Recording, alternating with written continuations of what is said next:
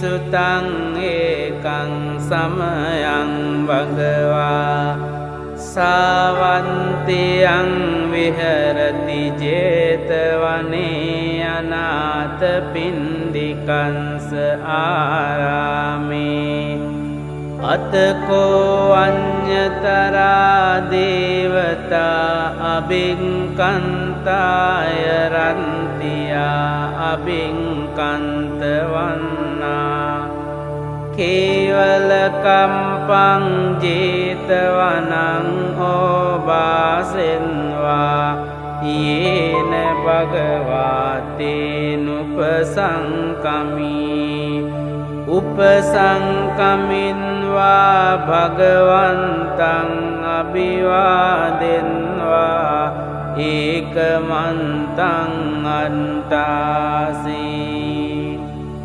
Ekamantang titakosa devata Bhagavantang gataya anjabasi Bahudeva manunsaca mangalani acintayung Akangkamana sontanang brohi mangalamuntamang Asevanaca balanang panditanang ca sevana Puja ca pujaniyanang itang mangalamuntamang Patirupadesavasoca pumbija kata punyata Anta samma panidija etang mangalamuntamang Bahu sancanca simpanca vinayoca susinkito Subhasita jaya vaca etang mangalamuntamang Mata pitu upantanang puntadaran sesanggaho Anakula ca kammanta etang mangalamuntamang Dananca dhammacariya ca nyatakananca sanggaho Anavanjani kammani etang mangalamuntamang Arati virati papa manjapana ca sanyamo Ampamado ca dhammesu etang mangalamuntamang Garvo ca nivato ca santunti ca katang yuta Halena dhamma savanang etang mangalamuntamang Kanti ca sovacansata samananang ca dansanang Halena dhamma sakanca etang mangalamuntamang Tapoca brahmacariyanca ariya sancana dansanang Nibbana sancikiriyaca etang mangalamuntamang Puntang seloka dhammi Cintang yansana kampati Asokang virajang kemang Etang mangalamuntamang Eta disani kanvana සම්බන්තමපරාජිතා සම්බන්ත සොන්තිං ගච්ඡන්තිතං තේසං මංගල මුන්තමන්ති ඒතේන සංච වංජේන හෝතු තේ ජය මංගලං ඒතේන සංච වංජේන හෝතු තේ ජය මංගලං ඒතේන සංච වංජේන හෝතු තේ ජය මංගලං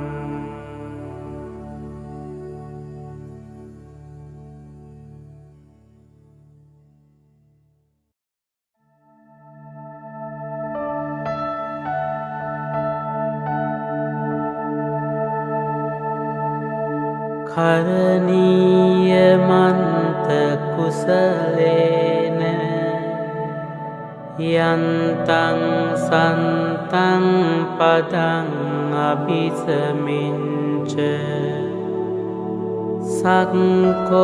සක්ඛෝජුච සුජුච සුවචෝ චන්ස මුදු අනතිමානි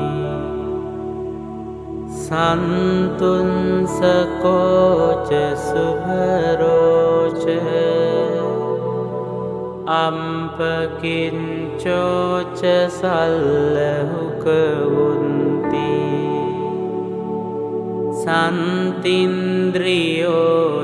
නිපකෝච අම්පගම්බෝ කුලේසු අනුනුගින්දෝ නචකුන්දං සමාචරේ කිංචි යේන විඤ්ඤූ පරේ උපවදෙය්‍යං සුඛිනෝ වාකේමිනෝ හන්තු සම්බේ සන්තා භවන්තු සුඛිතන්තා ඒකේචිපාන භූතන්ති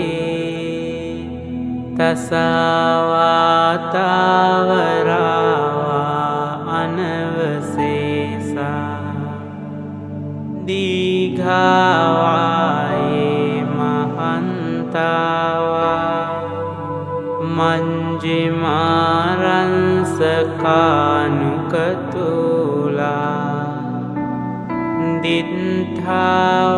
දිත්ථාවායේව අන්දින්තා යේච දුරේ වසන්ති අවිදුරේ භූතාවා සම්භවේසීවා සම්බේ සන්තා භවන්තු සුඛිතන්තා නපරෝ පරං නිකුම්බේත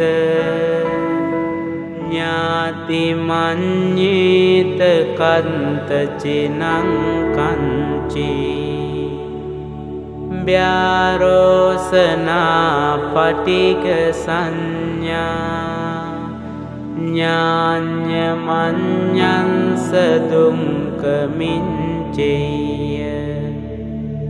මාතා යතානියං පුන්තං ආයුසා ඒක පුන්ත මනුරංකේ ඒවම්පි සම්බභූතේසු මාන සංභාවයේ අපරිමාණ මෙත්තංච සම්බලෝකස්මින් මාන සංභාවයේ අපරිමාණ උන්දං අදෝච තිරියංච අසංභාදං අවේරං අසපත්තං තින්ඨං චරං නිසින්නෝවා සයානෝවා යාවතංස විගතමින්දෝ ඊතං සතින් අදින්ඨේය බ්‍රහ්මමේතං විහාරං ඉදමාහෝ දින්ඨින්ච අනුපගම්ම සීලවා දන්සනේන සම්පන්නෝ කාමේසු විනය්‍යගේදං නහි ජාතු ගම්බසේයං පුනරේති.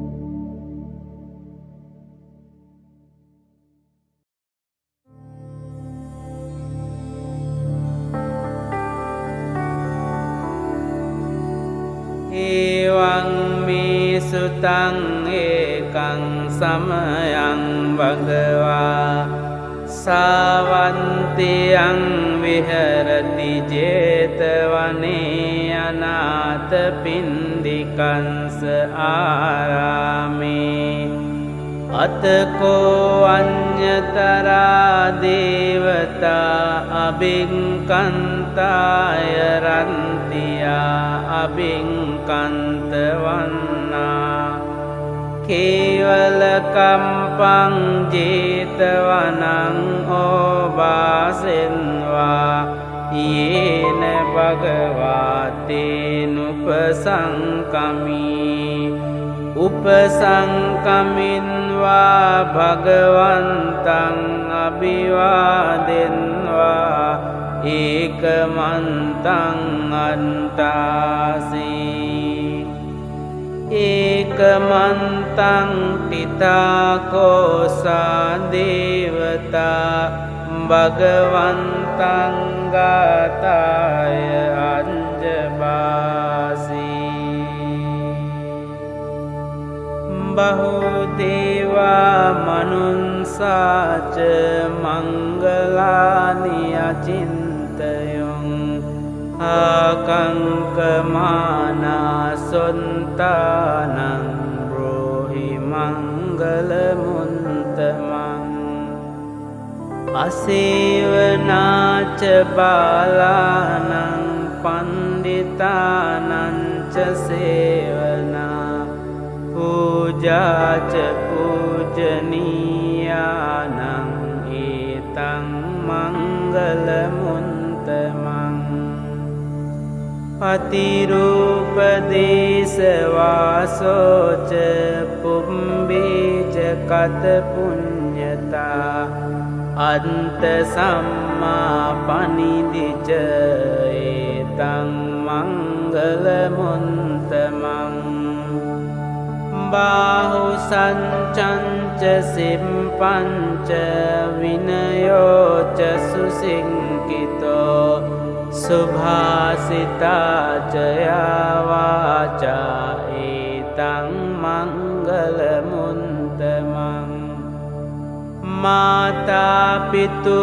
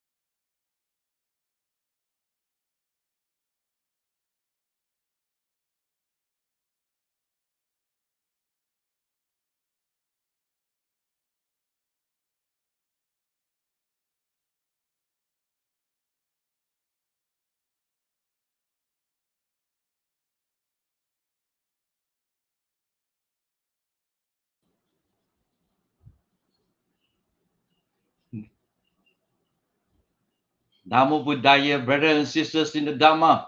A very good morning to see very early bird of our Buddhist friends who have locked in very early. Congratulations to all of you. And I'm very glad that many of you have already started to wish each other in the comment box. And it'd be good to hear the chanting over the external speaker, or you mirror on your smart TV. Namo Buddhaya, brothers and sisters in the Dhamma. Welcome to SJBA 72nd Online Sunday Buddha Puja service. Sadhu to those who have been following consistently every weekend. Well done. You have been giving opportunities to Buddhist devotees, wherever you are, to continue with our Buddhist faith and practices, listening to the chanting and the Dhamma talks. Welcome, the Dhamma friends who are watching from the Klang Valley. Let us prepare ourselves by sitting comfortably, relax our bodies, and compose our mind, let go of thinking about the past, future, and be the present moment. I shall now hand over to our puja leader, Sister Anne. Over to you, Sister Anne. Thank you, Brother John. Good morning, brothers and sisters in the Dhamma. Namo Buddhaya. Let us begin with our Sunday Buddha Puja service by making offerings to the Buddha. May we invite Brother Jim to make the offerings to the Buddha. Brothers and sisters in the Dhamma, if you have prepared your offerings at home, you may also light your candles or oil lamps and make the offerings to the Buddha. For the other devotees, let us fold our palms together in Anjali and contemplate mindfully. Namo tassa bhagavato arahato samma sambuddhassa. Namo tassa bhagavato arahato samma sambuddhassa. Namo tassa bhagavato arahato samma sambuddhassa. Namo tassa.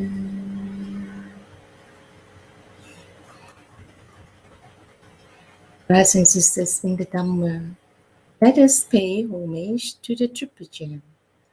Buddhang pujemi, Dhammang pujemi, Sanghang pujemi.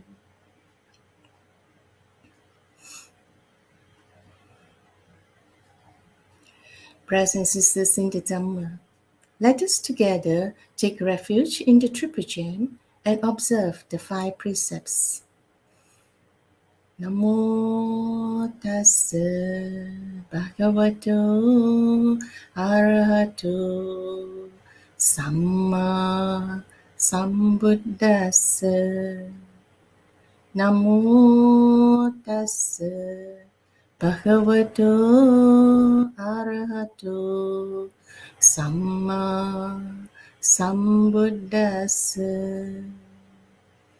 Namo tassa bhagavato arahato samma sambuddhassa. Buddhang saranang gacchami, Dhammang saranang gacchami, Sanghang saranang gacchami.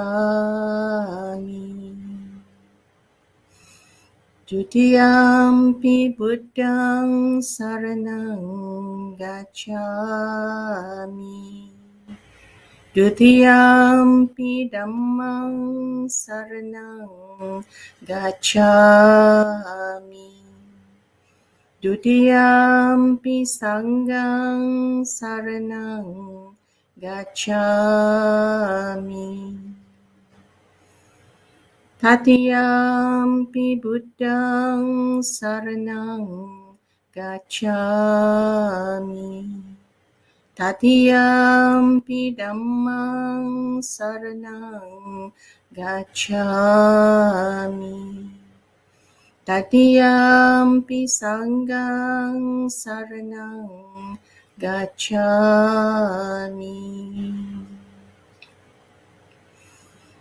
Panatipata veramani sikkhapadang samadhiyami. Adinadana veramani sikkhapadang samadhiyami.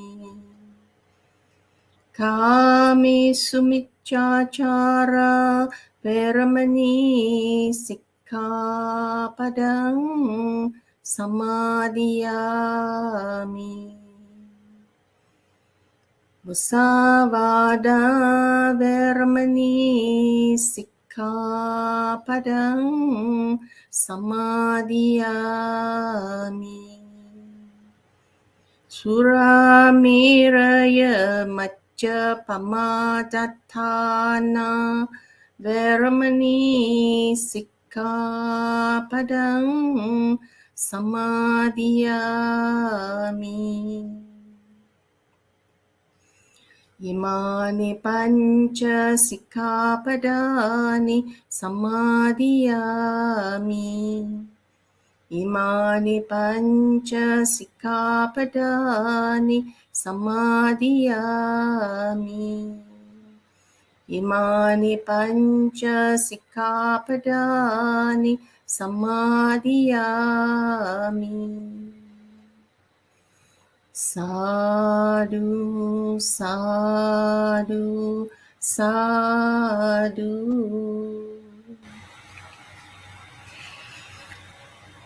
Itipiso bhagava arahang samma sambuddho vicacharana sampanno sugacho lokavidu anuttaro purisa dhamma sarati sattha deva manussanang buddho bhagavati.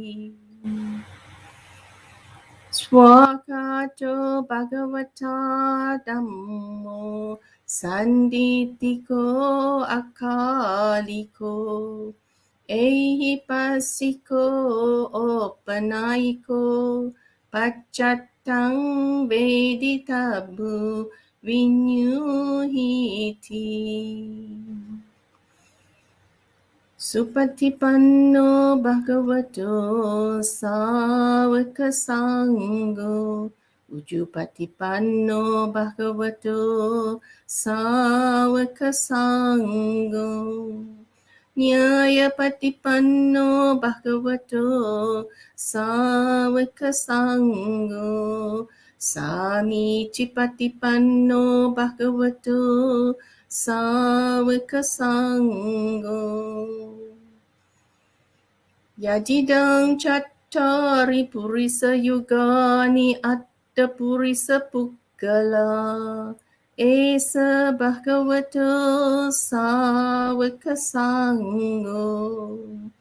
Ahuneyo pahuneyo dakineyo anjali karaniyo anuttarang punyakeitang lokasati.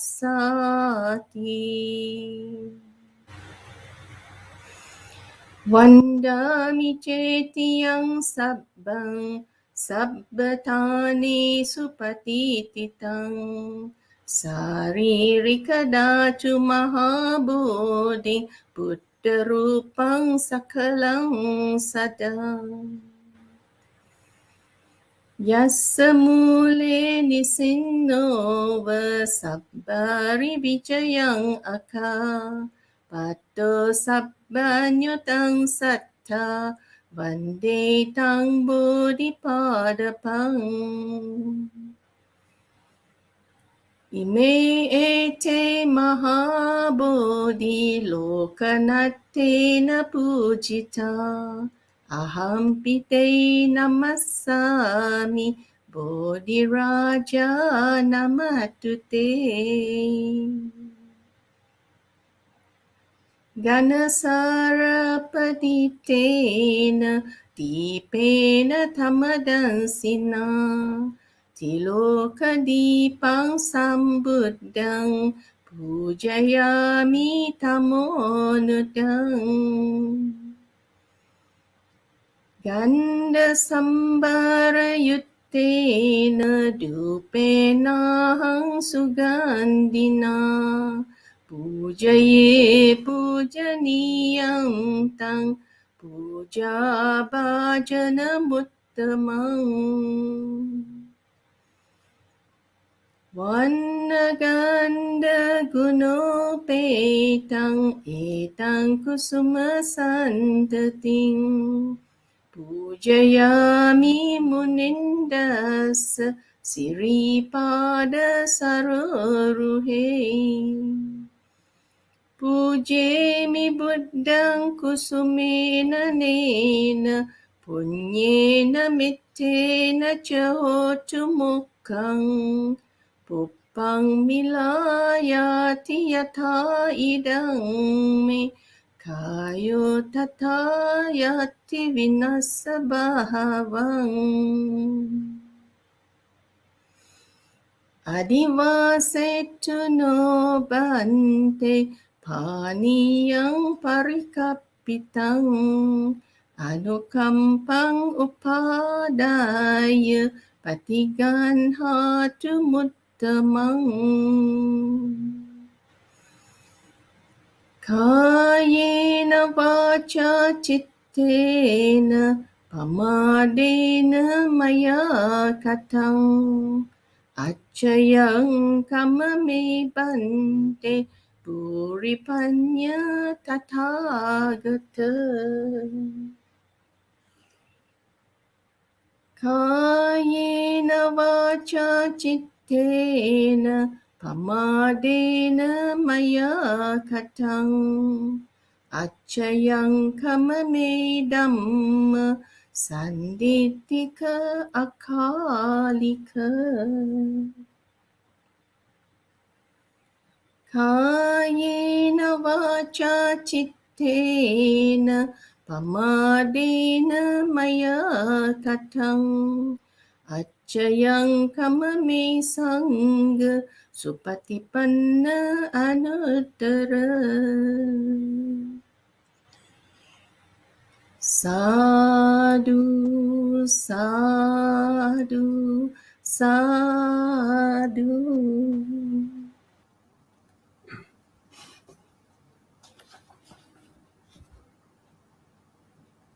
Namo Buddhaya and good morning, brothers and sisters in the Dharma.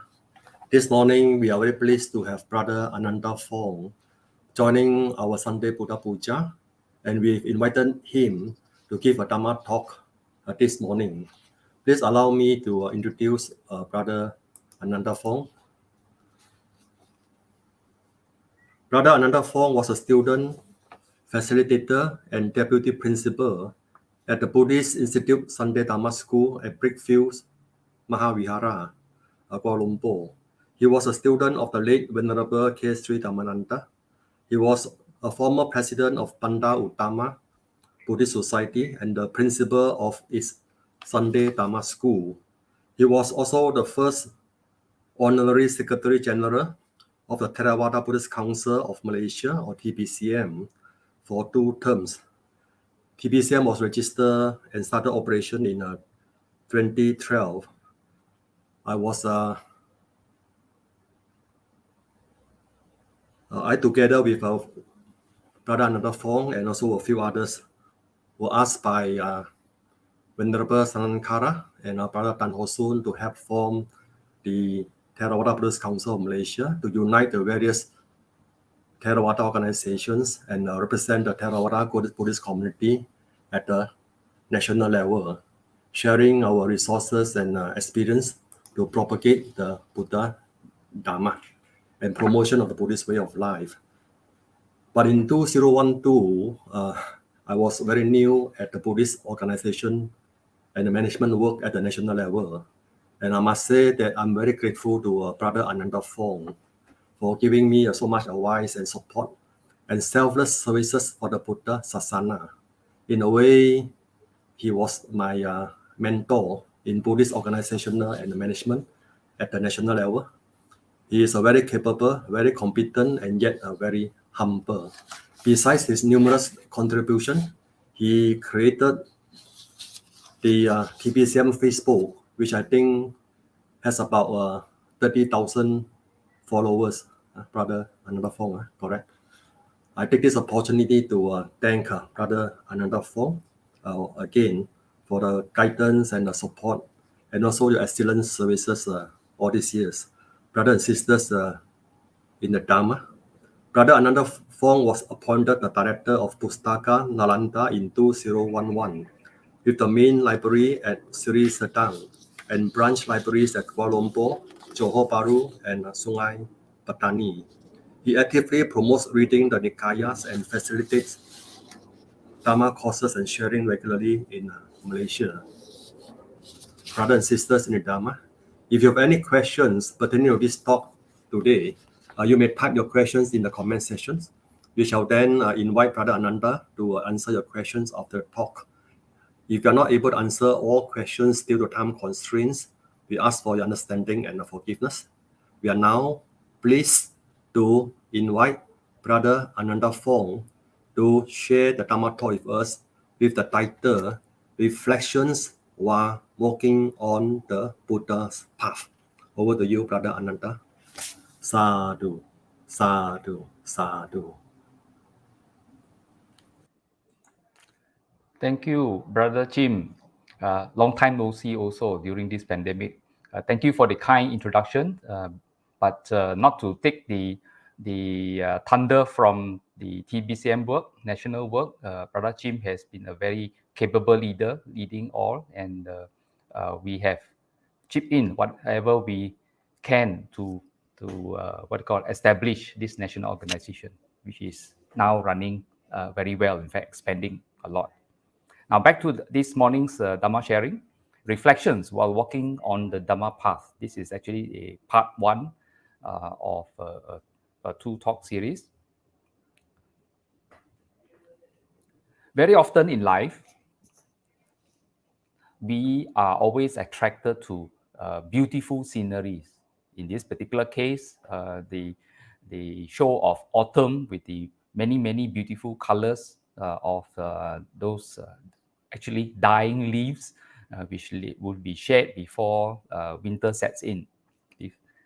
In some parts of the world, they call it the fall. But most of the time, we would like to avoid the following kind of scenes that in this particular picture captured after the tsunami at Aceh many years ago, where many lives were lost. So in life, we actually see the top, the beauty of life, at the bottom, the other extreme of life, the things which we normally try to avoid. So how do we go through life? Do we go through life with our eyes closed and ignore all the bad things and only want to see the good things, the beautiful things? Or do we go with one eye open, or some people might say one eye closed? Or even go through life with both our eyes wide open. Now, going through life with the eyes wide open has many implications because there are different degrees of opening our eyes. Some are just seeing but not understanding, and so on. And with all this, we have yet another area, our experience. We go through life, we are not sitting at home, not doing anything. We go through our emotions, we grow up, we have relationships with our parents, our siblings, our relatives. We go out to study, we meet friends in school, going up to secondary school, varsity, and then we go out and work. So we have a lot of experiences. But if we look closely, it shows us that life is subject to a series of ever-changing conditions. Okay? In fact, life itself equals changing conditions. If there are no changing conditions, there is no life.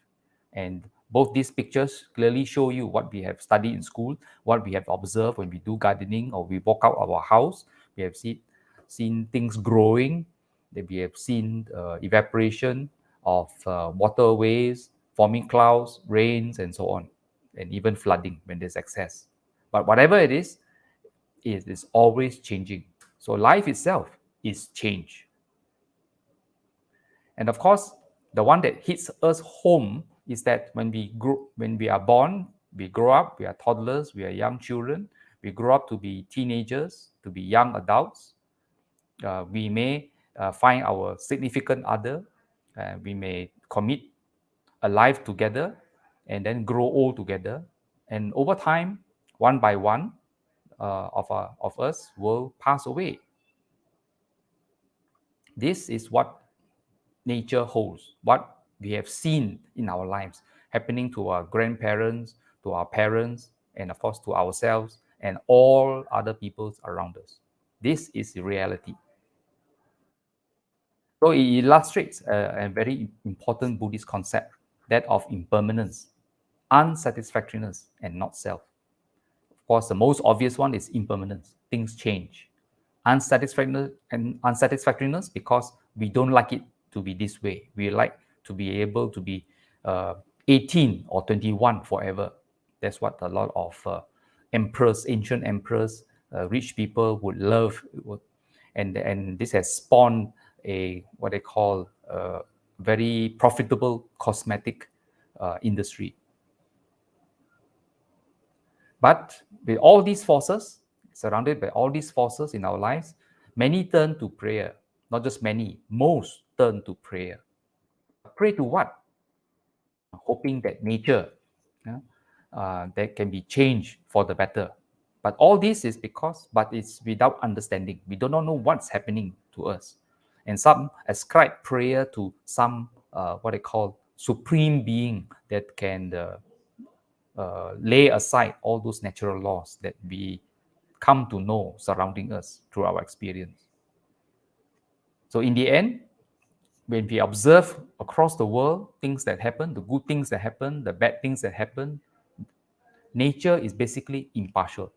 It cannot be flattered by prayer. If prayer was possible, then the whole world has prayed since ancient times, and there will be no calamities, will never be any calamities. But that is far from the truth, far from history, far from our own personal observations and experience. So in another sutta, what is desirable has been addressed by the Buddha. In this sutta, the Ether Sutta, the Buddha mentioned household, house lord. There are these 5 things that are desirable, beloved, and agreeable, but difficult to obtain in the world. What are the 5? Long life, beauty, happiness, fame, and ultimately rebirth in heaven. Now, of these 5 things, house lord, I do not teach. The Buddha mentioned. The Buddha does not teach that they are to be obtained through prayer, nor through wishing. If one could obtain them through prayer or wishing, who would not obtain them? So this Ita Sutta from the Anguttara Nikaya Book of 5, Sutta number 43. All quotes from the Buddha I will mention in this particular sharing not only contains the sutta name, which you can key into your favorite search engine, you also have the reference of where in the Buddhist scriptural text, in this case, AN 5.43. Okay, Anguttara Nikaya, Book of 5, Sutta number 43. And you are encouraged to read the whole sutta. I only provide excerpts here to illustrate a certain point. So the sutta continues. For a noble disciple, house lord, who wishes to have long life, beauty, happiness, fame, and rebirth in heaven, it is not proper that he should pray for long life, beauty, happiness, fame, and rebirth.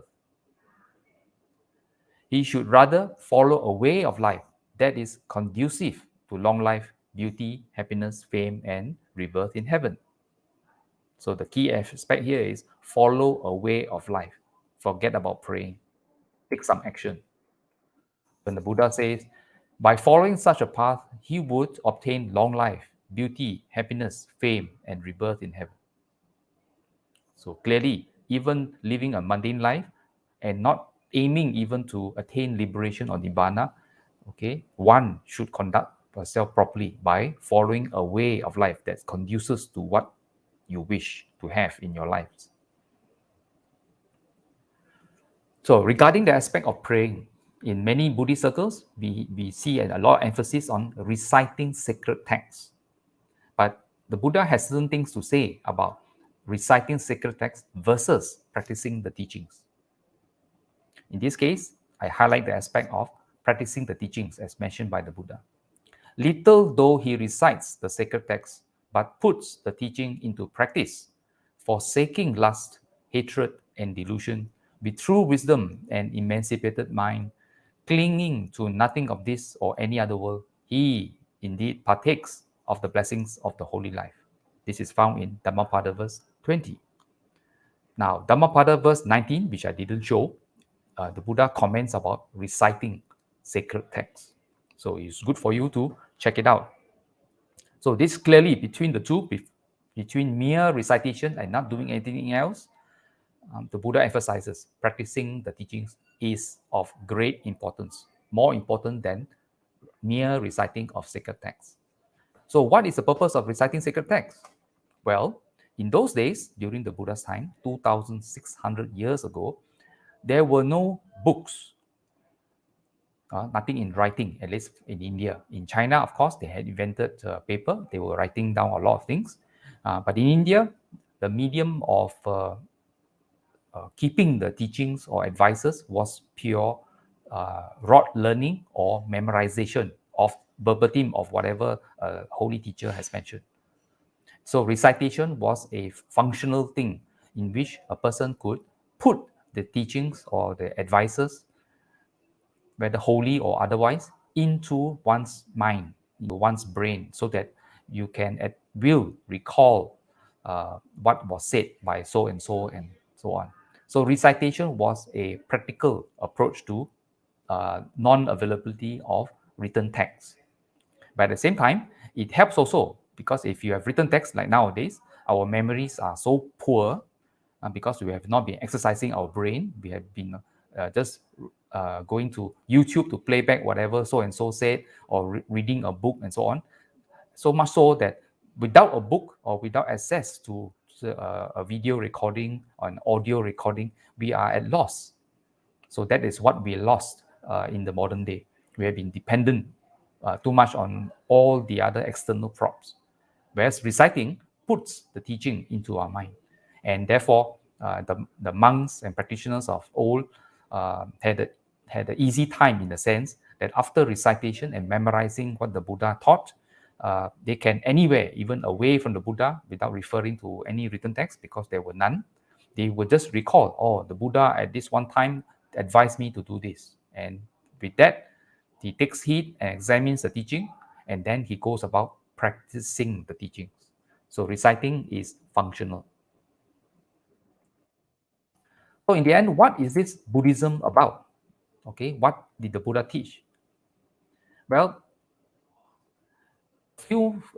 sometime after the Buddha taught the first sermon, the Buddha had already obtained the first 60 enlightened disciples, and he sent them out in various directions to teach and share the Dhamma for all those who are willing to listen. And this statement from the Mahavagga found in the Vinaya Pitaka, the Buddha mentions to the first 60 arahats, go monks on tour for the benefit of the common folk, the happiness of the common folk, out of compassion for the world, the welfare, the benefit, the happiness of gods and human beings. So why do people go out and share, especially for the monks, and even, of course, today, even the lay Dhamma sharers, is out of compassion for the world. But what for? It is for the benefit of the common folk, for the happiness and welfare. Because when you follow the Dhamma, which basically describes the workings of certain natural laws that enable us, it makes us happy. It ensures our future welfare if we observe all these natural laws. Now, later portion, the senior monks, the learned monks of old, have summarized some of the observations and some of the Buddha's teachings, which were taught over 45 years, into this list of 5, describing the what they call the natural processes, or what today we call the natural laws. The 5 natural laws described are Utu Niyama, Bija Niyama, Kamma Niyama, Dhamma Niyama, and Citta Niyama. So Utu Niyama basically describing the physical inorganic order or seasonal phenomena of winds and rains. What some of those you still remember, they are what you learn in school, your physical geography. Bija Niyama, the order of germs and seeds, or the genetics and physical organic order, how things germinate. And of course, Bija Niyama describes the germination, the evolution, and in the case of the pandemic, the viruses, they are what I call moving from variant to variant. So this is come under the Bija Niyama aspect of the natural law. And of course, very common among Buddhist circles, Kamma Niyama, the order of actions and results. The word Kamma itself means action, and the results, the Pali word for results is Vipaka. So, but as far as the Buddha is concerned, Kamma Niyama, now when there's an action, there will be results. Okay, whether desirable or undesirable, but corresponding to one's intention and so on. And another natural law, Dhamma Niyama, the order of the norm or natural phenomena occurring at the advent of a Bodhisattva in his last birth, things, laws of gravity, which you have studied in school, and many other laws of nature, which the scientists have discovered and are still discovering. And of course, we have Citta Niyama, the order of the mind or psychic law, aspects of consciousness, and so on. So with all these natural laws happening, and Dhamma is concerning itself with all these natural laws, and then the earlier Ita Sutta, the Buddha says we need to follow a pattern of action so that we can achieve what we want. We want long life, we want good health, we want fame, we want ultimately rebirth in heaven, and maybe even liberation, and so on. So through life, we have many kinds of ideas thrown at us, from ideas shared with us by our parents, our older siblings, our relatives, our friends in school, in varsity, our colleagues in work, social media, whether it's in hard copy like newspapers or via YouTube and many other online services. All these people are pushing ideas. But how do we handle ideas? Okay, in some countries they don't call it ideas, they call it theory. Theory sounds a little bit too cemented, as if it is proven. But very often, I prefer to call them ideas proposed by somebody. Whether proven right or wrong is another matter, but it is a proposal. So how do we handle ideas? So in the Kalama Sutta, the Buddha encountered a community of Kalamas. That means the peoples were the Kalamas. The Buddha advised them, Kalamas, don't go by reports, by legends, by traditions, by scripture, by logical conjecture, by inference, by analogies, by agreement through pondering views, by probability, or by the thought. This contemplative or monk is our teacher. So the 10 things. So in summary, I would just summarize all these 10 as saying, do not believe. Why? Because you are surrendering your in your intelligence. So even the Buddha, you should not believe what the Buddha says. And in some other suttas, which I didn't mention in other slides, his senior disciples like Venerable Sariputta. In fact, one time the Buddha taught a group of monks when Venerable Sariputta was also among the audience. And at the conclusion of that particular Dhamma talk, the Buddha asked Venerable Sariputta, "Do you believe what I said?" So Venerable Sariputta said, "No, I do not believe you." Why? Because I have not gone in and contemplated, I have not reflected on the implications of such a teaching. Okay, I have not verified it, and that at this stage, I'm just receiving ideas from the Buddha. He has to go through this aspect of contemplation, reflection, and verification. And upon verification, only then he would agree. In fact, by that time, when he has verified the teachings, the aspect of belief doesn't even arise. Why? Because when he has verified it, he knows for himself. Okay, that means from experience. He can verify it from experience, and therefore he bypasses the aspect of belief. He goes straight from evaluating the ideas, reflecting the ideas. After verifying it, he knows it to be true. So we do not need to believe. So in the case of Buddhism, there is no need to believe what the Buddha said. Please go and reflect upon it, contemplate on it, and check it out. So the Kalama Sutta continues. But if you don't believe anything the Buddha says or anybody else who says so, how do we judge? And the Buddha says in the Kalama Sutta, when you know for yourselves. Now, this sentence is very important. The Buddha is appealing to your intelligence, appealing to your common sense, to your vast experience in life. You're seeing things happen the way it happens, and what can happen and what cannot happen. So you know certain things are true and certain things are false.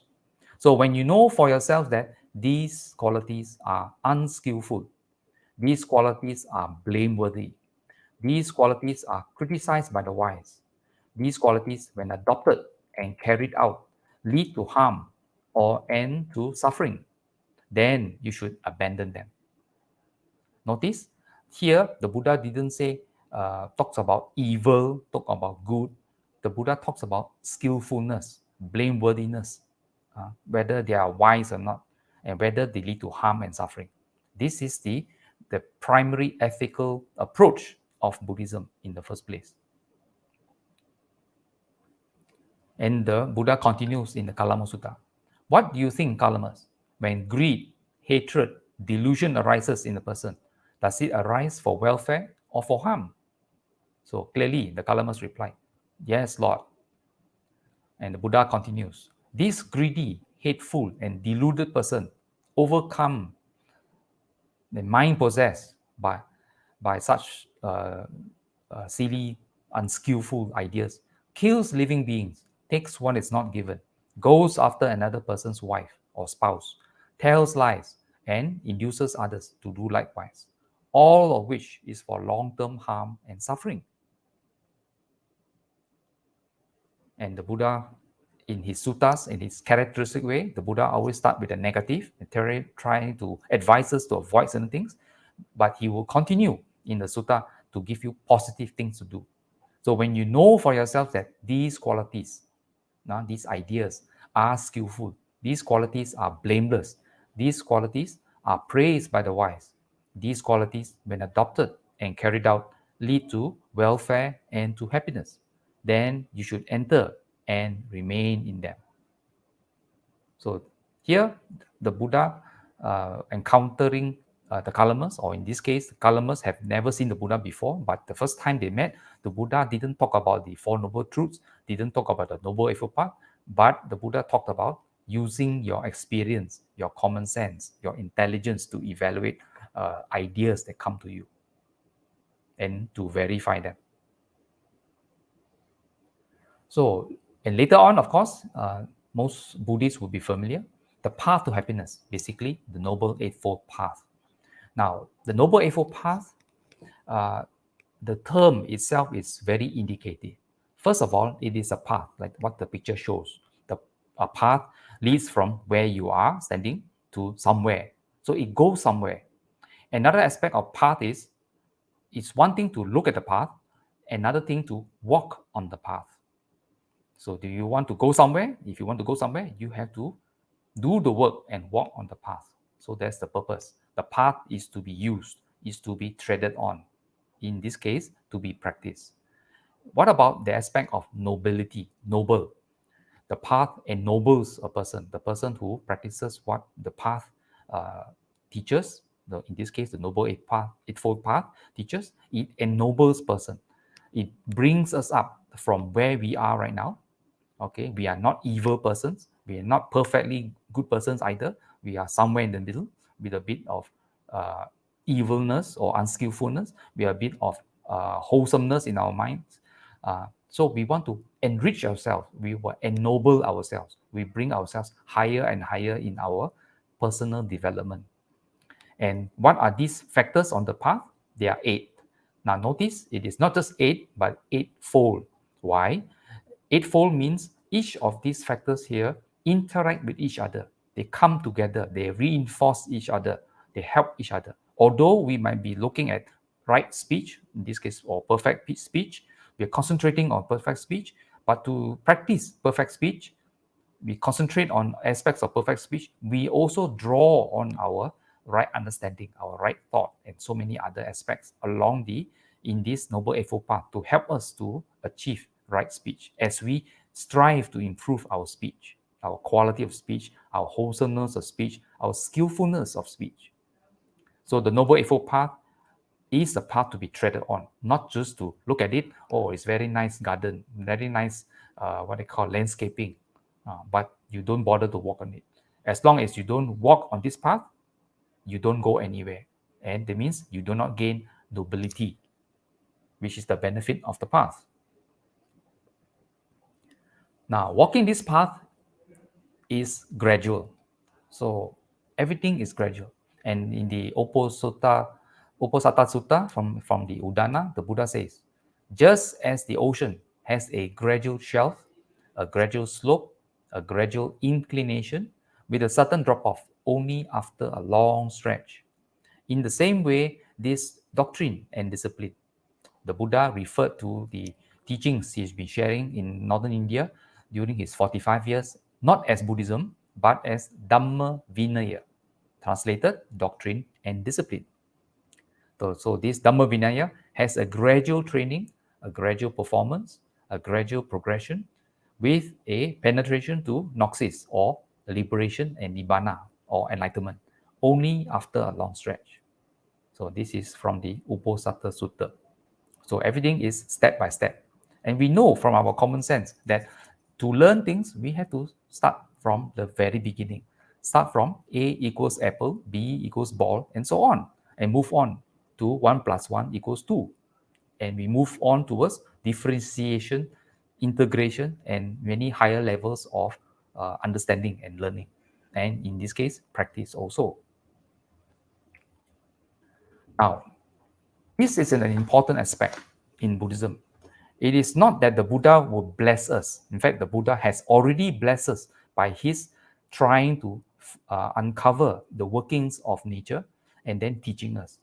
He has already blessed us that way, not by lifting us up and bring us to heaven. That is not the nature of the world. So the Buddha's role here is that he has already done his part. Now it is up to us. So you are responsible for your long life, your happiness, rebirth in heaven, and so on. Here, in this particular sutta from the Anguttara Nikaya Book of 5, Sutta number 57, the Buddha mentions, I am the owner of my deeds or actions, heir to my deeds. Deeds are my womb, my relative, my refuge. I shall be the heir of whatever deeds I do, whether good or bad, skillful or unskillful.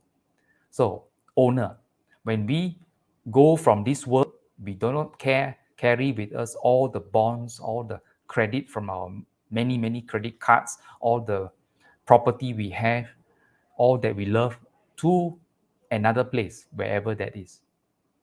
But in the end, we are the owner of our actions, our earlier actions, heir to our actions. So we inherit all this.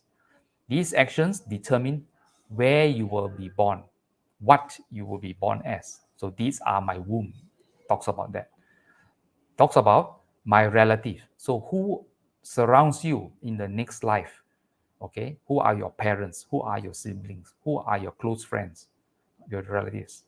It talks about my refuge. Why? Your actions now determine what kind of wise people or unwise people surround you and teach you and so on. So if you have done well in terms of wholesome deeds, then your refuge, then you'll be surrounded by many wise people who can advise you, can encourage you to cultivate yourself. In the end, the Buddha says, I shall be the heir of whatever deeds I do, whether wholesome or unwholesome. And of course, we mentioned about karma niyama, but how is karma made? A lot of Buddhists have a lot of misconceptions regarding this aspect. And the Buddha clarifies it clearly in this sutta from the Anguttara Nikaya, book of 6, sutta number 63. Intention, I tell you, is karma. Intending, one does karma or an action. So by way of body, speech, and mind. So intention is very important. So we must know why we want to do it, whether we have wholesome intentions or unwholesome intentions, and every shade in between. So if you have wholesome intentions, then what I call the karma energies generated by your intentions prior to the actions, during the actions, and after the actions determine pleasantness in the future. And if you have unwholesome intentions when you did it by body, speech, or mind, before, during, and after the action, then you will encounter unpleasantness in the future. In the future doesn't mean in the next life only. It can be the balance of this life itself. So you determine you write your own, some people like to use the term fate. In Buddhism, there's no such thing as fate. Fate as determined by a third party. But if you insist on using the word fate, fate is determined by your intentions, your past intentions and your current intentions, and going forward, your future intentions of whatever you want to do. Now, in this particular sutta, wholesome actions in terms of making merit, that means wholesome karmas. How do you generate a wholesome karma? And this particular sutta, the Punya Kriya Vatu Sutta, found in the Iti Vuttaka from the Khuddaka Nikaya, the Buddha says, because there are these 3 grounds for making merit. What 3? One should train in deeds of merit that yield long-lasting happiness. What is this? Dana, Sila, Bhavana. For many Buddhists, attending many Buddhist talks, you will find this term, Dana, Sila, Bhavana, frequently mentioned. So here I highlight to you that it is part of a sutta. What is Dana? Dana means giving. Sila means virtue or morality. Bhavana means mental development. And the Buddha continues in this sutta, by cultivating these 3 things, deeds yielding happiness, the wise person is reborn in bliss in an untroubled, happy world. So all of us want happiness. We want long life and so on.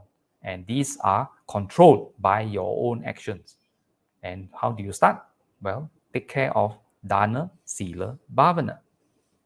And while you are trading this path of Dana, Sila, Bhavana, which is another way of formulating the Noble Eightfold Path, you are walking the path heading towards final liberation, to enlightenment, to arahathood. Now, there is insufficient time in this Dhamma sharing, this morning's sharing, to talk extensively about all these aspects, because each of these aspects are a topic of Dhamma sharing by itself. Here, I will just quote from what the Buddha says about its importance and give indications of how you should practice it. So in this sutta from Iti Vuttaka also, the Buddha says, if beings knew as I know the result of giving and sharing, they would not eat without having given, nor would they allow the stain of meanness to obsess them and take root in their minds. So clearly, even the action of giving has great implication and helps a lot. At the bottom, they show two pictures showing pinta cara. Pinta cara means going on arms round.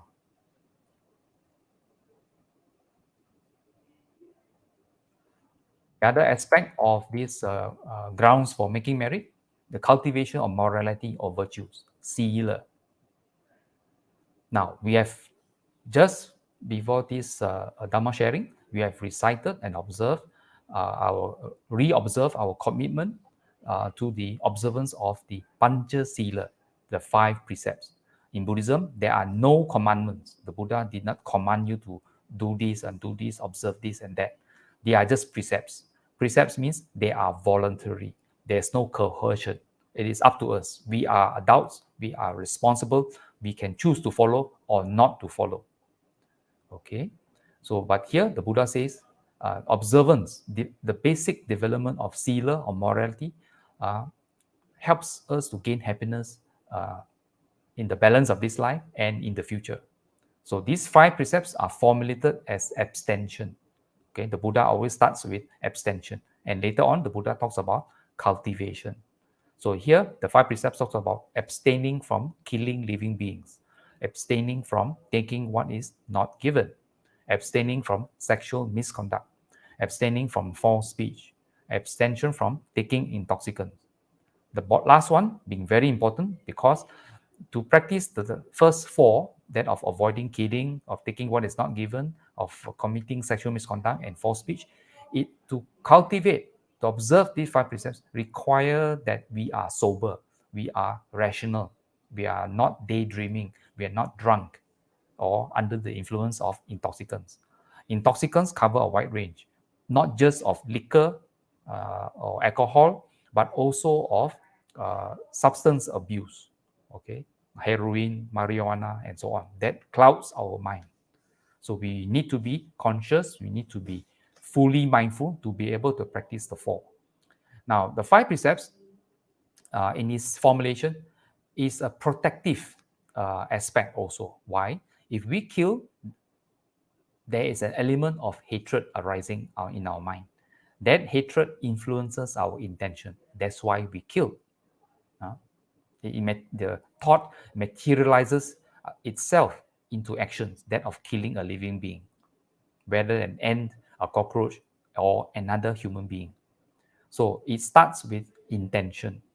So by taking care, by observing these 5 precepts, we are actually showing compassion for ourselves. We are not making unwholesome energies, unwholesome karma, that later on comes back as results or vipaka, that makes our future lives, that means the balance of this life in next lives, unpleasant. Okay, so the 5 precepts start off with abstention to protect us. And of course, the Buddha, as I mentioned, said that we should cultivate the 5 ennoblers. Ennoblers in the sense of things that ennoble ourselves, uplift ourselves. What are the 5? The 5 ennoblers are exactly the opposite of the 5 precepts. So if you abstain from killing, you want to save lives. Of course, some people will say, I'm not in the medical profession. I'm not a nurse. I'm not a doctor. So how can I save lives? Well, you need to know that saving lives, you can do many things. One is that of keeping your house clean. Okay, not like after breakfast, lunch, or dinner in the home, make sure you have cleaned and thrown away all those dirty things that you have used to prepare the food or serve the food and so on, so that ants don't come. When ants don't come, there's no need to wipe the table to kill the ants, to clear the thing for the next meal. So skillful actions are important. Another aspect of avoiding killing, or in this case, saving lives, is that of learning simple things like first aid. How many of us know a little bit about first aid? How many of us know how to, know about CPR? When somebody appears to have chest pains, under heart attack, how many of us have the necessary training, at least have gone through some training and practice to administer CPR? How many of us are blood donors? Okay, what I call, and so on, and organ donors too. So in terms of healing, from simple good habits in the home to training ourselves and committing our bodies to saving our lives, we can do a lot to save lives. And of course, the same goes down the list of the 5 enablers, which is the direct opposite of the 5 precepts. So do we want to be dwelling in making unwholesome energies, or we want to ennoble ourselves? That is up to us. Now, moving on, the Buddha mentioned cultivating dana, sila, bhavana. In this case, bhavana, cultivating the mind. Again, in this particular sutta, interestingly, the Kalama Sutta, often quoted as giving a list of things not to believe, not to, and so on. In this Kalama Sutta, if anybody bothers to read the whole sutta, which I strongly encourage you to, so that you can see the whole scope of the Buddha's lecture, the Buddha talks about cultivating the mind even in the Kalama Sutta. So the Buddha said, thus devoid of greed, devoid of ill will, undeluded, alert, and resolute, keeps pervading the first direction. In India, like the rest of Asia, the first direction is not the north. We have been taught in Western education that it's north, south, east, west, which is common. But from India eastwards, I'm not sure about the Middle East, but at least from India and eastwards, the first direction is always sunrise. That is the east. The second direction, that of south. The third direction, that of west. And the fourth direction, that of north. With an awareness imbued with goodwill. And what is goodwill in Pali? Metta, loving kindness. So Kalama Sutta is teaching us to radiate loving kindness in the eastern direction, in the southern direction, in the western direction, and in the northern direction too. And it continues. Thus, he keeps pervading above, below, and all around, everywhere, and in every respect, the all-encompassing cosmos with an awareness imbued with goodwill or loving kindness or metta, abundant, expansive, immeasurable, free from hostility, free from ill. And the Buddha continues to encourage the Kalamas to also not just cultivate goodwill, but cultivate similarly in the various directions, east, south, west, north, above, below, all around. Cultivate compassion, cultivate appreciation, cultivate equanimity. So in Pali, this portion of the sutta talks about cultivating metta, karuna, mudita, and upekkha. And many Buddhists will be familiar. These 4 are the 4 Brahma Viharas. Okay, that if one cultivates these very well and expertly in meditation, in mental cultivation, one will, on passing away, be reborn among the Brahma world. That means bypassing the heavens, bypassing the Deva world, and go even higher, the Brahma world. Now here, I would like to introduce another sutta, which the Buddha taught his son. The son had already been ordained as a novice monk, Venerable Rahula. Okay, this is a young son. And the Buddha gave this advice about reflection to his son, the young son, how to practice aspects of what they call checking your intentions, checking the motivations of your intentions. Okay, and in this sutta, the Ambabalatika Rahulovada Sutta from the Majjhima Nikaya, Sutta number 61, the Buddha says, what do you think, Rahula? What is a mirror for? And Rahula mentions, for reflection, sir. In the same way, Rahula, bodily actions, verbal actions, mental actions are to be done with repeated reflection. So again, here the Buddha emphasizes aspect of using reflection as a checkpoint That means something to censor, something to monitor, something to be mindful of. Okay, mindful of your bodily actions, your verbal actions, and your mental actions. Not to do one time, but repeated reflection. So whenever you want to do a bodily action, you should reflect on it. This bodily action I want to do, would it lead to self-affliction? That means hurting yourself. To the affliction of others, hurting others, or to both? So we must ask ourselves this basic question. Would it be an unskillful bodily action with painful consequences, painful results? If on reflection, you know that it would lead to self-affliction, to affliction of others, or to both, it would be an unskillful bodily action with painful consequences, painful results. Then any bodily action of that sort is absolutely unfit for you to do. Now, just from this first iteration, that of checking out what they call bodily actions before you start doing anything, that you should reflect. That means to check out whether these kind of actions will lead to self-harm, harming of others, or to both parties. Then, if that is true, it is unskillful and you should stop. Do not let it go from this thought into physical action. Now, this is how you should practice the 5 precepts. Continues. But if on reflection you know that it would not cause affliction, it would be a skillful bodily action with pleasant consequences, pleasant results, then any bodily action of that sort is fit for you to do. So here the Buddha talks about the ennoblers. After censoring the thing, censoring and kicking out all those unskillful actions, hurtful actions, then if the actions after evaluation, after reflection, that it is skillful, which yields pleasant results, then you should proceed. So in the same sutta, the Buddha talks about the precepts, that means the avoidance, to abstain from, as well as what things you should do. Now, the term reflection, the Pali term right at the bottom right, having reflected, it also translates to having considered, having reviewed, having contemplated. So this is the range of meaning of this Pali term used in this particular sutta. So reflection has many wide connotations. It talks about consideration, reviewing, contemplated, and so on.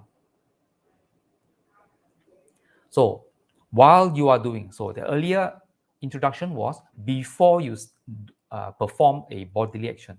Here the Buddha goes on, while you are doing a bodily action, you should reflect on it. This bodily action I'm doing, is it leading to self-affliction, to the affliction of others, or to both? Is it an unskillful bodily action with painful consequences, painful results? So if on reflection, you know that it's leading to self-affliction, to the affliction of others, or to both, you should give it up. But if on reflection, you know that it is not, you may continue with it. So before doing, you should reflect this. While you're doing, you should reflect this. And here, the last iteration on bodily action, having done a bodily action, you should reflect on it. And we go through the same iteration, whether it has caused self-harm, harm to others, or to both. So at the bottom right, if it causes painful consequences, then you should confess it, reveal it, lay it open to the teacher or to a knowledgeable companion in the holy life. Having confessed it, you should exercise restraint in the future. Now, this particular portion of the sutta is referring to Venerable Rahula. That means Rahula as a renunciant. In this case, although he's very young, a young boy only, basically a novice, not a fully ordained monk.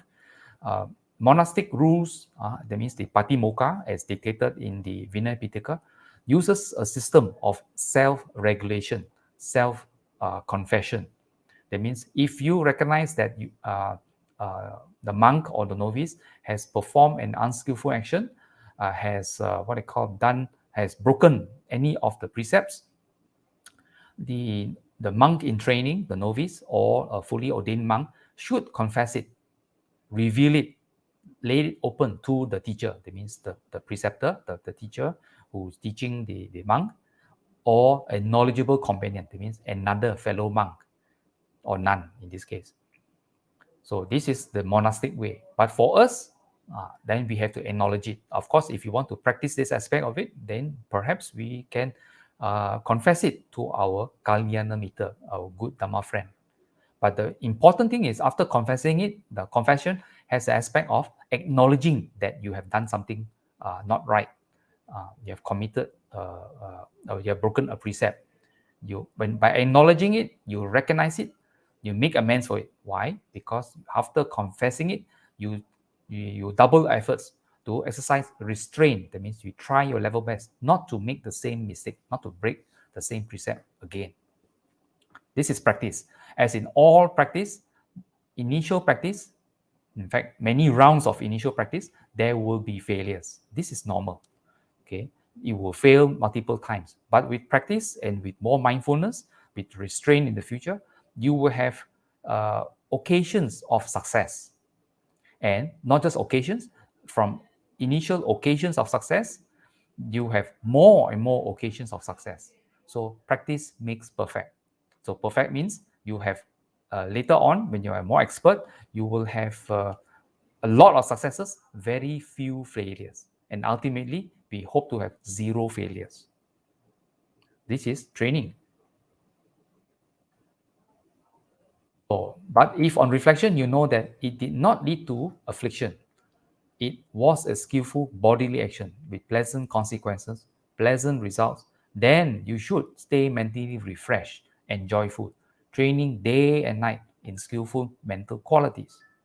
So clearly, the monk of a true practitioner, the life of a true practitioner is that of training day and night in skillful mental qualities. To means checking the mind of its wrongful or rightful intentions.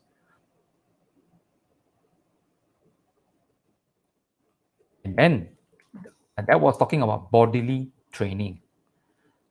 So the Buddha moves on to verbal actions. So whenever you want to do a verbal action, then you should reflect on it. And the earlier verses of whether it hurts other people, it hurts yourself, or hurts both parties, then you should refrain. And if it does not, then you may proceed to say it. So here, when you want to do a verbal action, while you are doing a verbal action or having done a verbal action, we should go through the same iteration as given in that for the bodily action shown earlier. Not just verbal action, the Buddha continues. Whenever you want to do a mental action, you should reflect on it. While you're doing a mental action, you should reflect on it. Having done a mental action, you should reflect on it. This is the toughest because we always confuse ourselves with mental action means our minds are just the minds. But very often we can be in two minds. That means one portion of the mind is wanting to practice, and the other mind is that of the old habits of just doing whatever we want. So the mindful mind checks the old mind, with training the old mind, and therefore in time to come there's only one mind, in the sense that everything is wholesome, well trained, and so on. So, and the Buddha continues in this sutta, all those contemplatives or renunciants in the course of the past and later portion of the sutta, the Buddha mentions the future and even at present, who purified their bodily, verbal, and mental actions, did it through repeated reflection on their bodily, verbal, and mental actions in just this way. So the Buddha clearly requested Venerable Ananda that he should train himself, that he should reflect. I will purify my bodily actions through repeated reflection. I will purify my verbal actions through repeated reflection. I will purify my mental actions through repeated reflection. That's how you should train yourself, the Buddha advised the young Venerable Rahula. So that is what the Blessed One said. Gratified, Venerable Rahula delighted in the Blessed One's words. So clearly, this is something in which we can do reflection as a tool for us to practice as simple things as the 5 precepts. And of course, hopefully to cultivate the 5 ennoblers for our own benefit. And for when we benefit, the people around us will also benefit. In the end, everything that the Buddha taught, in this case, Dhammapada verse 183, mentions Sabba papasa akaranang kusalasa upasampada sacitta paryodapanang etang buddhana sasana. To avoid evil, to do good, purify our mind. This is the teaching of the Buddha. So in the 45 years that the Buddha has shared the Dhamma Vinaya, and all other Buddhas before and other Buddhas in the future, they will all teach the same, okay, in this fashion or another fashion, that we should avoid evil and especially unskillful actions, to cultivate good, the ennoblers, to bring ourselves up into higher levels of purification, and ultimately to purify our mind, because it is from our mind that evilness arose, and we have a chance to get rid, push out this evilness, this evil old habit of ours, and bring in wholesome minds into our lives.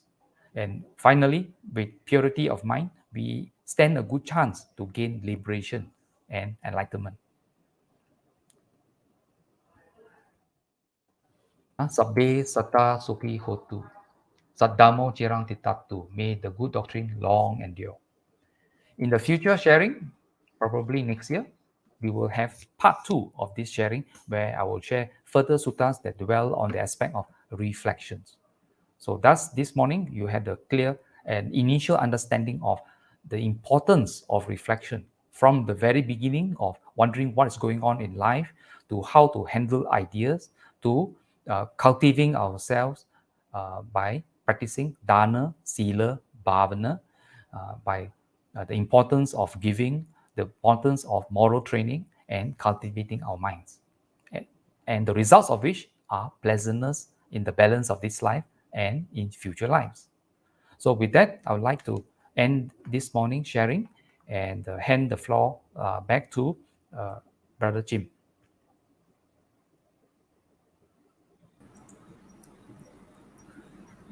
Yeah. Sadhu, sadhu, sadhu. Thank you, Brother Ananta, for the very profound, insightful, and mentally stimulating talk this morning that appeal to our intellect and our wisdom to reflect and contemplate, and also to verify what we have learned, to know for ourselves the truth instead of just believing. I think asking questions is also, in a way, a very good way to help us to verify what we have learned.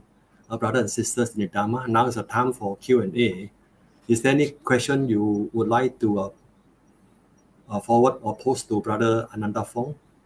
Brother Ananta, what is the best time actually to meaningfully reflect the Dharma that we learn, and are there any recommended techniques of reflections?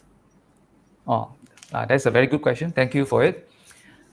Very often, Buddhists, early practitioners, think of a good time. Well, for beginning Buddhists, a good time is first thing in the morning when we want to do our puja. That means showing our gratitude to the Buddha for having discovered the way the nature works and sharing the Dhamma with the rest of humanity. So that's one of the first occasions, the beginning of the day before we get out and do our normal chores and so on. The first thing in the morning. Another time is that Buddhists are often recommended that at the end of the day, they should also perform another puja and reflect what has gone on in the day, and reflect what they have maybe perhaps done not so skillfully, and they exercise restraint next time to do a better job. But in time, reflection should not be confined to morning and evening. It should be the whole day, every moment of the day. But of course, with all things, every moment of the day is difficult for many of us who are not so skillful. But so we start off by having the first thing in the morning and the ending of the day. And other times, when we have a very short moment in our office or in our studies, in whatever activities we do, we have short moments of pause. For instance, going to a bank, waiting in the queue or whatever, you have short moments to ourselves, and we can do reflection on that. So we try to incorporate more reflections at every possible moment in our daily lives. But we start small, we start step by step. The first step is do it in the morning before you go about your duties. And then you move on to before you retire. And later on, you incorporate more reflections into all your schedules. Ultimately, is every moment of the day. Okay? Okay, thank you, Pranananda, for a very good answer to the question just now. We go for the next question. I think next question comes from Brother Chan. When cockroaches or pests come to in your surroundings, how do one avoid killings due to the nuisance? Okay. Now, notice the precepts that of avoidance, abstention, or from killing. Now, notice it is not a commandment. Okay, the Buddha didn't command us, thou shalt not kill. The Buddha says that we should voluntarily undertake this training route to refrain from killing living beings. It means we try our best, which means avoiding killing is training. We try our level best. In beginning, we may kill because we didn't think of how to what they call get rid of cockroaches and rats or whatever other pests from our homes. But if we sit down and use our wisdom and think about it, why are there cockroaches in our house? And if there are cockroaches, there are likely to be ants also. And why is that? Because they are looking for food. So, so if you think about it, you take a look around your house. Are you leaving crumbs of biscuit, of rice, unclean, and so on around that attracts all this? So if that is true, then you should institute the first step. Make sure they are all clean after meals and all that. Or even while you are having a meal, perhaps not just eating biscuit on the go and pieces of biscuit dropping all over the floor, which is difficult. You have to sweep the floor and mop the floor again. But confine yourself, develop good habits that you eat at the dining table or a table, and maybe even with a plate underneath, so that biscuit crumbs don't fall everywhere. So you make the job easy. So what I'm describing is very commonsensical, everyday things which we can observe and we can take actions. Okay, let me tell you, in my house, okay, we have developed a habit of making sure that after every meal, we clean whatever surface we have. So much so that we literally do not have cockroaches in my house. Not because I put poison here, there, and everywhere for them to die. No, there are no poisons in my house. Cockroaches don't come to my house. Why? Nothing to eat. So the cockroaches are not stupid.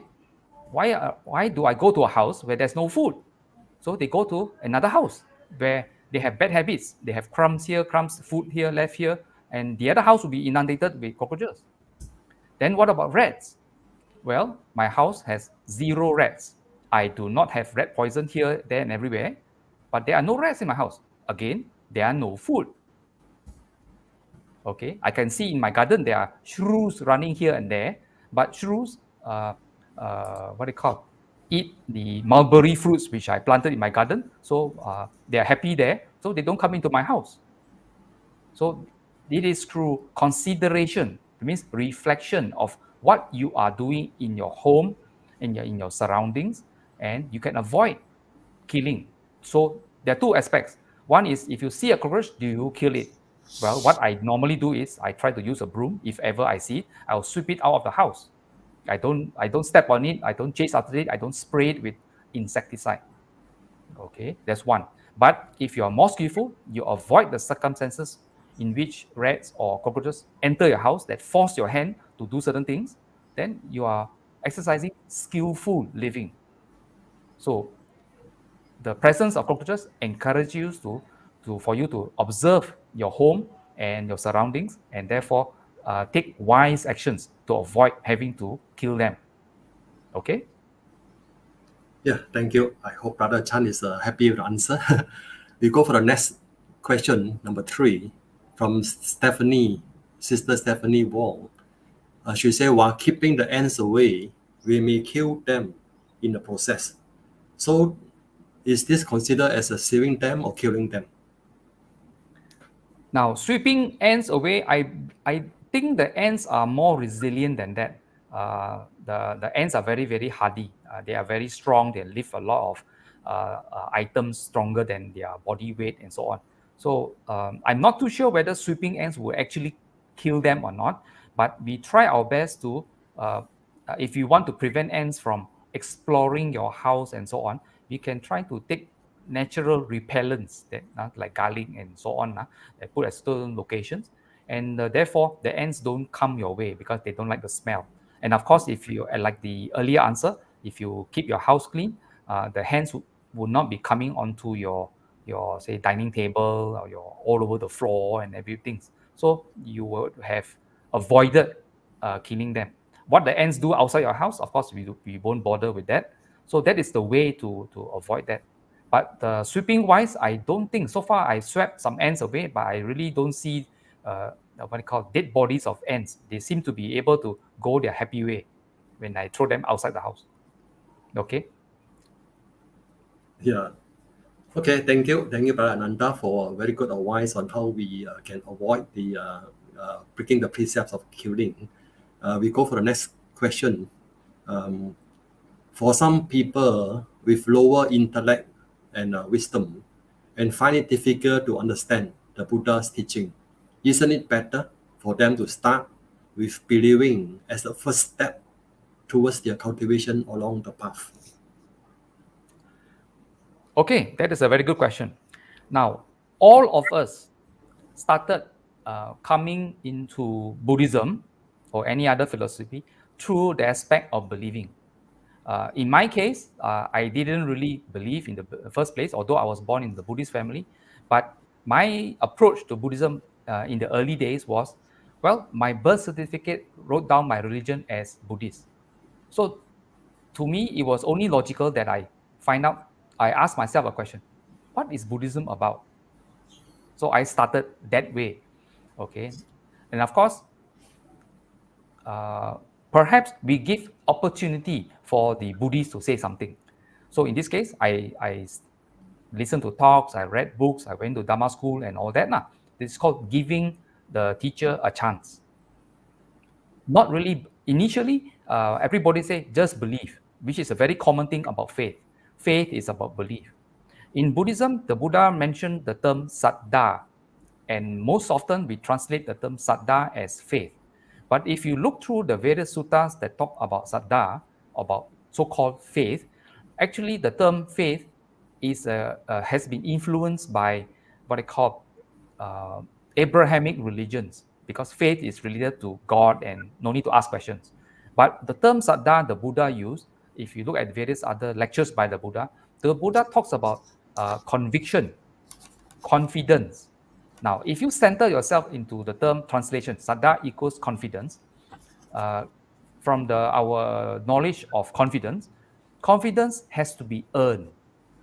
Okay, you do not just, oh, I've never met you before, but I have perfect 100% confidence in your ability to help me. That is not the way. Confidence has to be earned. So you have not come across Buddhism. So what do? You investigate, in this case, the Buddha. In this case, the Buddha's teaching. Now, back to the issue, the important issue about some people who have lower intellect. Okay. Now, for those around us, now perhaps we have understood Buddhism at a deeper level. We come across, say, relatives, our family members or friends who may not have come across Buddhism, or who are Buddhists, but they tend to be what I call more believing. That means have a lot of faith, but they do not have enough rationality and grounding in the Dhamma itself. That means moving beyond faith. So for those friends and relatives around us, we should show them how that we can practice. We can share with them by example. That means we ourselves cultivate ourselves. We reap the benefits of our personal cultivation. We are showing them that if you do this, you practice this, no need to believe, you just do this, that is the cause. The result is, look at me. I have improved my life. I have a more pleasant life. Then you also can practice that. So you are not talking about belief now. Now it's called showing by example. And whose example? Other than the Buddha, you are the example. An example of a person trying to walk the path and doing certain, observing the precepts, and also cultivating the ennoblers. So you can show your friends who are not into arguing and don't bother about intellectualism, but showing by example, showing the results of your cultivation. And therefore, these people can move beyond belief into and see for themselves. So they know for themselves that it works for you. And now it's the next step is for them to practice so that they can know it for themselves. This is the approach we want to go. Thank you. Yeah, thank you, Prananda, for the very enlightening answer. Any more questions? Brother Alfred, any more questions? Oh, no more. Or maybe Brother Ananda, just one question from me. Just now, Brother Ananda mentioned about the not so proper to pray for long life, beauty, happiness, fame, and rebirth in heaven. But the many Buddhists make aspiration or similar aspiration. And also many Buddhists, or in fact most Buddhists also do metta meditation to radiate metta for the speedy recovery, for example, of friends, others who are sick. Is there any difference between prayer and such aspiration and or metta reflection? That's a good question. Now, aspiration has a significant difference from prayer. Now, prayer, you are praying to somebody, you are asking somebody. In this case, from the Abrahamic religions, you're asking capital God for favors. In Buddhism, we don't care about capital God. Whether he, she, it exists or not, we don't care. Okay, but when we talk about aspiration, we aspire. That means we are what I call projecting into the future, that what we would like to attain, to achieve. And then that means we are stating our goals. Now, with any goals, we have to take action. It means we have to start from laying the foundations, doing the actions so that we can achieve our aspiration. But if a person just go to a temple, or 31st December coming, 1st of January coming, end of this year, so we have a lot of people have aspiration, but they don't take action after that. They just say, oh, I would like to get a promotion. I would like to get this degree. I would like to study for this. I would like to attain that, and so on. But after that, they don't take any action. That is not really aspiration. Though they may call it aspiration, but they are more like hoping, praying. But if you aspire, you have to state the goal, what you want to achieve. After that, you have to lay the plans. How are you going to do? What are you going to do? How are you going to do? Step by step. So aspiration is a starting point. It leads you on to the next step and the next step and the next step until you actually realize your aspiration. So aspiration itself, from the Buddhist point of view, requires action, not mere talk. If you just talk, that's called prayer. Hope that helps you clarify that. Thank you, Prananda. Sadhu, sadhu, sadhu for the very excellent talk. I think the very good take-home value for us to reflect on the need to purify our bodily, verbal, and mental action through repeated reflection. Thank you, Brother Ananda Fong. Sadhu, sadhu, sadhu.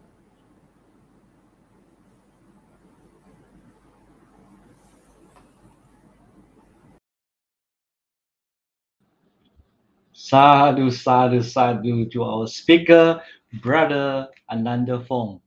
Well, brothers and sisters, the Dhamma out there, please continue to thank our speaker this morning, Brother Ananda Fong. And it will be good that you give us a like over the Facebook. Wow, I am very happy that there are so many participation this morning, and we have participations from the other parts of the country, from the south too. All right, thank you very much, and also from the north, and maybe you're up there. All right, I would like to say is that we have all participated in this Sunday Buddha Puja service with a calm mind, listening to the Dharma talk. And with the merits accrued, let us share and dedicate the merits to all our living and departed relatives, families, and friends, and all beings. Let us dedicate merits to those who have been fallen ill due to the COVID-19. May they have a speedy recovery. May they be free from harm and danger. Sharing of merits. Imang no punya bagang mata pitunancha acharya nancha sabba satanancha sabba mitanancha sabba nyatinancha sabba petanancha Sabba Devatanancha Bhajema Imang no Punya Bagang Sabba Satanang Dema Sabbe Sattha Sukita Hontu Idang menya tinang hotu sukita hontu nyatayo. Idang menya tinang hotu sukita hontu nyatayo. Idang menya tinang hotu sukita hontu nyatayo. Aspirations. Imina punya kammena mame bala samagamo satang samagamo hodu yava nibbana pattiya idang me punyang asavakkaya vahang hodu idang me punyang Nibbanasa Patayo Hodu. Sadhu, sadhu, sadhu.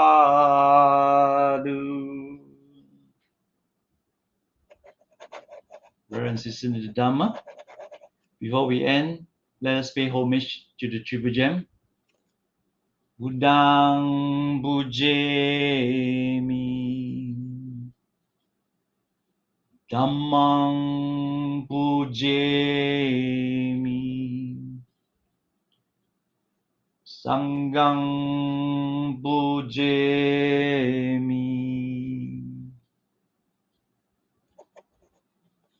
Sukhi Hontu. To all the devotees, thank you very much.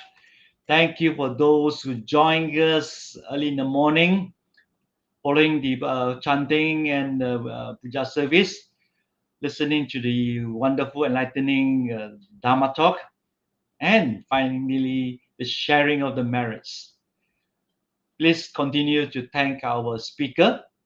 And we have just come to the end of this 72nd online Sunday Buddha Puja service. We will continue next week on the Sunday, 19th of December. Please refer to the SJBA Facebook or your society's Facebook for the information. Remember, continue to stay safe, stay cautious with your family and friends. May you and family be safe, well and happy, and peaceful always. Sukhi Hontu, goodbye, and thank you very much for your participation. Sabbe Sattha Sukita Hontu.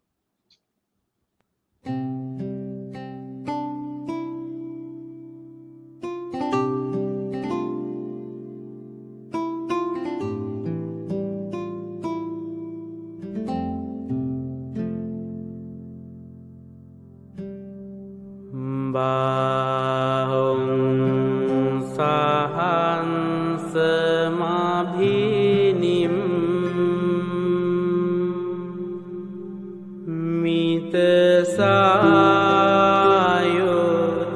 මිතසායුදන්තං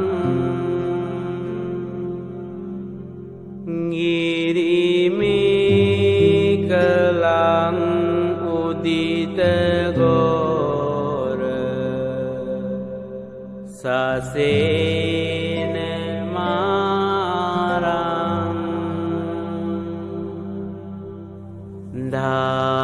දානාදි ධම්ම විදිනා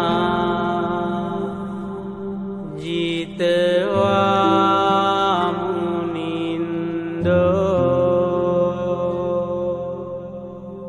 තා